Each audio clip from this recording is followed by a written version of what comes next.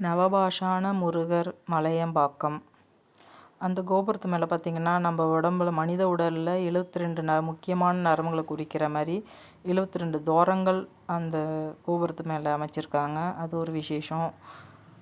இந்த வேல் புதுசாக வச்சுருக்காங்க. வேல் இப்போ கொஞ்ச நாள் தான் வச்சான்.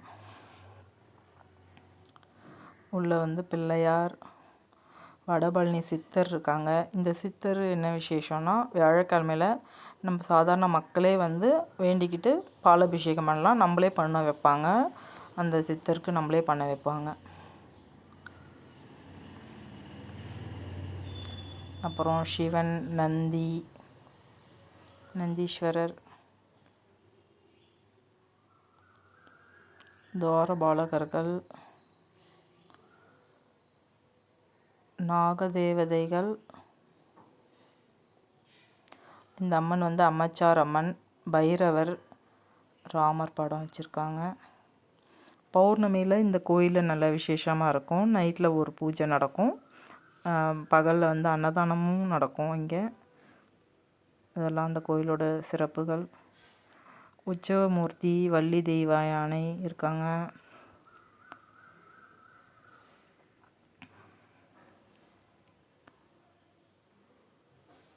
அகத்தியர் இருக்காங்க. அகத்தியர் பெருமான். வராகியம்மன் ரொம்ப அழகாக இருப்பாங்க. எனக்கு ரொம்ப பிடிக்கும்.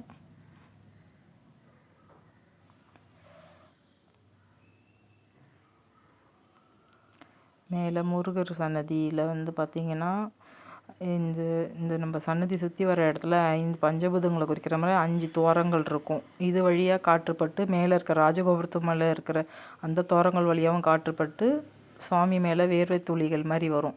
அதை வந்து நமக்கு பிரசாதமாக கொடுக்குறாங்க. உடம்பு முடியாதவங்க அந்த பிரசாதத்தை வாங்கி, அந்த தீர்த்தத்தை வாங்கி நம்ம குடித்தோம்னா நமக்கு சரியாகும் அப்படின்ட்டு அது ஒரு ஐதீகமாக, அது ஒரு இன்னொரு சிறப்பாக இந்த கோயிலில் இருக்குது.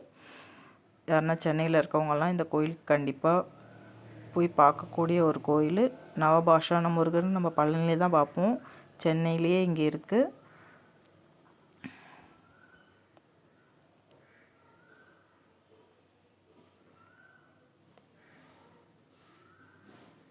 ஆறு வாரம் போய் சாமியை வேண்டிக்கிட்டாலும் அதுவும் ஒரு விசேஷமாக சொன்னாங்க. இங்கே சென்னையில் இருக்கவங்க கண்டிப்பாக போய் பாருங்கள்.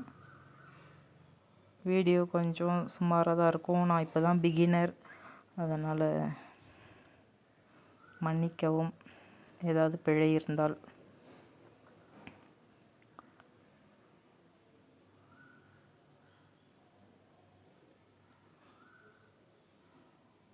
முருகர் வந்து ரொம்ப அழகாக இருப்பாங்க. நேரில் பார்த்தீங்கன்னா தெரியும். வீடியோவில் பார்க்குறத விட நேரில் பார்த்தா தான் இன்னும் நல்லாயிருக்கும். தேங்க்ஸ் ஃபார் வாட்சிங்.